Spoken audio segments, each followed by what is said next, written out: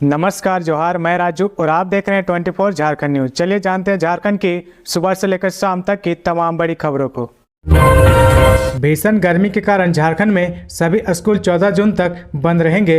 झारखंड में अत्यधिक गर्मी और लू को ध्यान में रखते हुए राज्य के सभी स्कूल 14 जून 2023 तक बंद रहेंगे। इसके तहत राज्य में संचालित सभी कोटि के सरकारी, गैर सरकारी सहायता प्राप्त अल्पसंख्यक सहित एवं सभी प्राइवेट स्कूलों को 14 जून तक बंद रखने का फैसला किया गया है। स्कूली शिक्षा एवं साक्षरता विभाग के सचिव के रवि कुमार की ओर से आदेश जारी हुआ है। जारी आदेश में कहा गया कि राज्य के सभी स्कूल 14 जून तक बंद रहेंगे। इस अवधि में बच्चे की पढ़ाई में होने वाली क्षति की भरपाई के संबंध में अलग से निर्णय लेते हुए सूचित किया जाएगा। यह आदेश 12 जून से 14 जून 2023 तक लागू रहेगा। मिली जानकारी के अनुसार राज्य में अधिकतर स्कूलों में गर्मी छुट्टी के बाद 12 जून से स्कूल खुलने वाले थे, लेकिन भीषण गर्मी को लेकर अभिभावक काफी परेशान थे। इसको लेकर झारखंड अभिभावक संघ ने भी शिक्षा सचिव को पत्र लिखकर छुट्टी की तारीख बढ़ाए जाने की मांग की थी।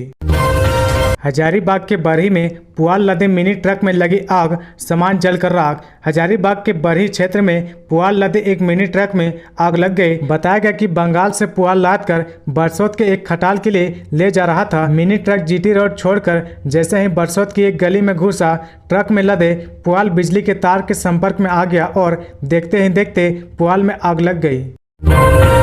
जुलाई में हो सकती है डुमरी उपचुनाव की घोषणा, 6 अक्टूबर से पहले होना है उपचुनाव। शिक्षा मंत्री जगन्नाथ महतो की मृत्यु से खाली हुई डुमरी विधानसभा सीट पर उपचुनाव की तैयारी पूरी कर ली गई है।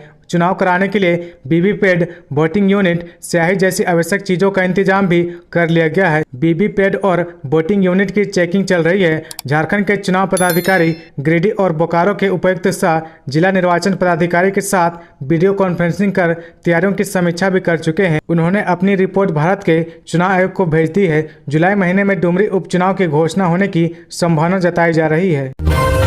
झारखंड बंद का दूसरा दिन, सुबह से ही छात्रों ने रांची पटना हाईवे को ओरमांझी के पास किया जाम।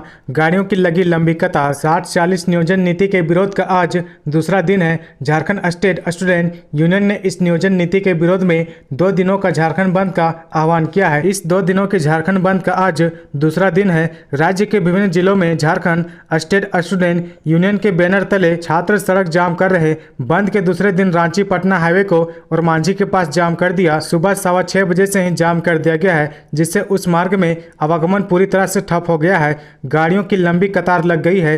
लंबी दूरी के सफर करने वाले लोग जाम में फंसे हैं। वहीं बूटी मोड़ के पास जितेंद्र कुमार महतो और संजय महतो को हिरासत में लेकर रांची खेलगांव थाना लाया गया है।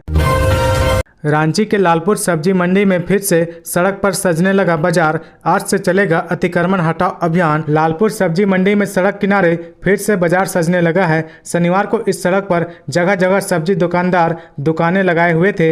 हालांकि इनकी संख्या कम थी, लेकिन नगर निगम की रोक के बाद भी जिस प्रकार से दुकानदारों ने सड़क किनारे दुकान लगाने का काम शुरू किया है, ऐसे में उम्मीद जताई जा रही कि अगले 1-2 दिनों में फिर से सारे दुकानदार सड़क पर दुकान लगाना शुरू ना कर दे।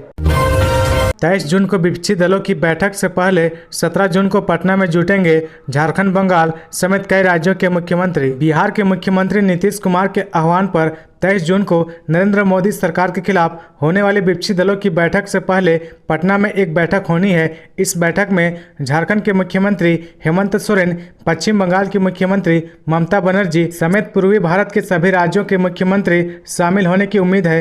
हालांकि यह कोई राजनीतिक बैठक नहीं है। पटना में 17 जून को जो बैठक होने जा रही है वह पूर्वी क्षेत्रीय परिषद की अस्थायी समिति की बैठक है। इस बैठक की तैयारी जोर शोर से चल रही है। एक अधिकारी ने यह जानकारी दी है कि पूर्वी क्षेत्रीय परिषद में बिहार, पश्चिम बंगाल, झारखंड, उड़ीसा और सिक्किम शामिल है। रांची में ट्रेलर की चपेट में आने से युवक की मौत, ग्रामीणों ने किया सड़क जाम। रांची जिले के टुपुदाना खरसीदाग ओपी क्षेत्र अंतर्गत 10 माइल चौक के समीप ट्रेलर ने युवक को अपनी चपेट में ले लिया, जिससे युवक ट्रेलर के नीचे फंस गया, जिससे उसकी मौत हो गई। घटना में गुस्साए स्थानीय लोगों ने रांची खूंटी मुख्य सड़क को जाम कर दिया। यह घटना अहले सुबह की बताई जा रही। फिलहाल पुलिस इस मामले की जाँच पड़ताल कर रही है। आगे बढ़ने से पहले अगर अभी तक आपने इस चैनल को सब्सक्राइब नहीं किया तो प्लीज सब्सक्राइब कर ले, जिससे आपको झारखंड की हर छोटी से बड़ी खबर की अपडेट आप तक पहुंचता रहे। अपने निर्णयों पर अडिग रहे हेमंत सरकार। राज्य समन्वय समिति की बैठक में सुझाव, बीजेपी पर भी साधा निशाना। राज्य समन्वय समिति की पहली बैठक शनिवार को मोहराबादी स्थित शिबू सोरेन के आवास पर हुई। बैठक में कहा गया कि भाजपा के दबाव में राज्य भवन से लौटाए गए महत्वपूर्ण विधेयकों को राज्य सरकार विधानसभा से दोबारा पारित कराकर अनुमोदन के लिए राज्यपाल को भेजे। इन विधेयकों में प्रमुख रूप से 1932 खतियान आधारित स्थानीय नीति, ST/SC को पिछड़ा वर्ग का आरक्षण बढ़ाने, मॉब लिंचिंग संबंधी विधेयक और नियोजन नीति संबंधित शामिल है। समन्वय समिति ने कहा कि इस दिशा में जन भावना के अनुसार लिए गए अपने निर्णयों पर हेमंत सरकार को मजबूती से फिर कदम बढ़ाने चाहिए। ऐसे सभी विधेयकों की त्रुटियों को तत्काल दूर कर अनुमोदन के लिए राज्यपाल को भेजने की आवश्यकता है। हेमंत सरकार को ये सुझाव राज्य समन्वय समिति की ओर से दिए गए हैं। गोलियों की तड़तड़ाहट और आगजनी से थर्राया फुलारीटांड़। धनबाद जिले के मधुबन थाना क्षेत्र के बिराजपुर रेलवे फाटक के समीप होटल में शनिवार की रात फुलारीटांड़ हरिजन टोला व फुलारीटांड़ आशा कोठी खटाल के युवकों के बीच हिंसक झड़प हो गई। इस दौरान कम से कम 14 राउंड हवाई फायरिंग की गई। दोनों ओर से पथराव हुआ, जिससे कई लोग घायल हो गए। इस दौरान खटाल के युवकों ने हरिजन टोला में जाकर 3 मोटरसाइकिलों को आग के हवाले कर दिया।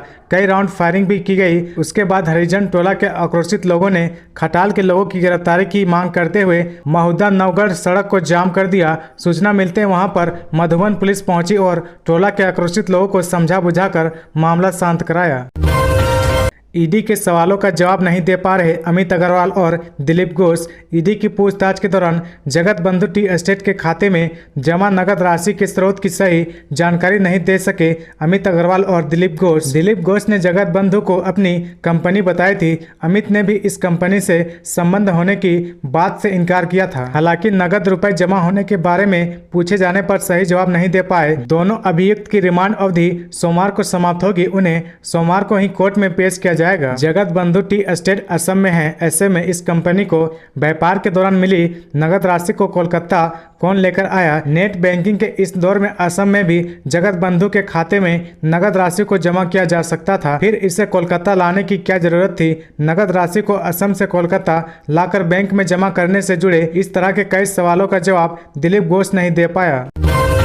कफन लाने गया था मामा, नर्स ने मृत नवजात को जलते कचरे में फेंका। झारखंड के गढ़वा में नवजात के शव को कचरे के ढेर में डालकर जला देने का मामला सामने आया है। मामला गढ़वा के मंझी गांव रेफरल अस्पताल का है। नवजात के शव को कचरे में डालकर जलाने का आरोप दाई दौलत देवी और ANM निर्मला कुमारी और मंजू कुमारी पर लगा है। घटना के संबंध में मिली जानकारी के मुताबिक पलामू की 22 वर्षीय मधु देवी को शनिवार दोपहर तकरीबन 3 बजे प्रसव के लिए रेफरल अस्पताल मंझी गांव में भर्ती कराया गया था। डॉक्टर मदन लाल, ANM, मंजू देवी, निर्मला देवी और दाई दौलत देवी की निगरानी में मधु का प्रसव हुआ, लेकिन जन्म के तुरंत बाद ही बच्चे नवजात की मौत हो गई। आरोप है कि उधर परिजन अंतिम संस्कार के लिए कफन सहित अन्य सामग्री लेने बाजार गए और इधर परिजनों को बिना बताए दाई और नर्स ने नवजात को अस्पताल परिसर में बने पक्के गोफ में पड़े कचरे में डालकर आग के हवाले कर दिया।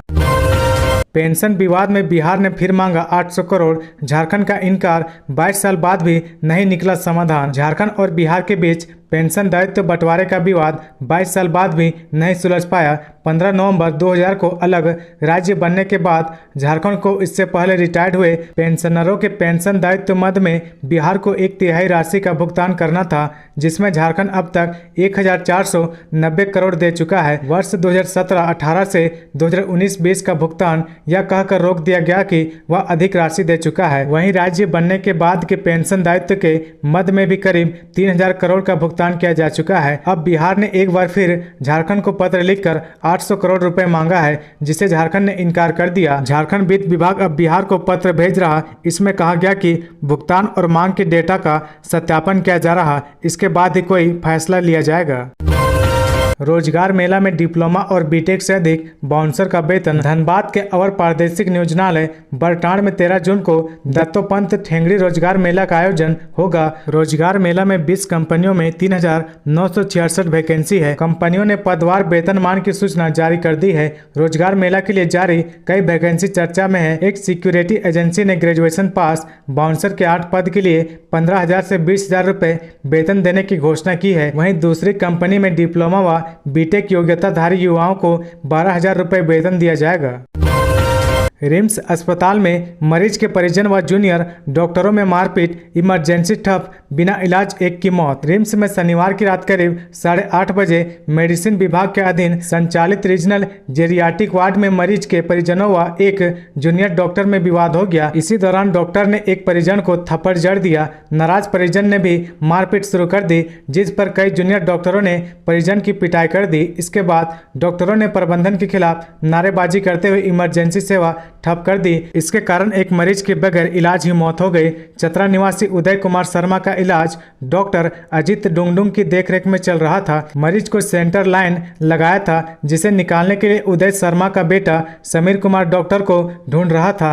आधे घंटे बाद एक डॉक्टर वहां पहुंचा तो समीर का उससे विवाद हो गया। देखते ही देखते डॉक्टरों ने समीर की पिटाई कर दी। तो ये थी आज की झारखंड की टॉप बड़ी खबरें। इसी तरह झारखंड की हर छोटी सी बड़ी खबर देखने के लिए आप हमारे चैनल 24 झारखंड न्यूज को सब्सक्राइब करके बेल आइकन प्रेस कर ले, जिससे आपको झारखंड की हर छोटी सी बड़ी खबर की अपडेट आप तक पहुंचता रहे। तो आज के लिए बस इतना ही। हमें दीजिए इजाजत, फिर मिलते हैं नेक्स्ट न्यूज में।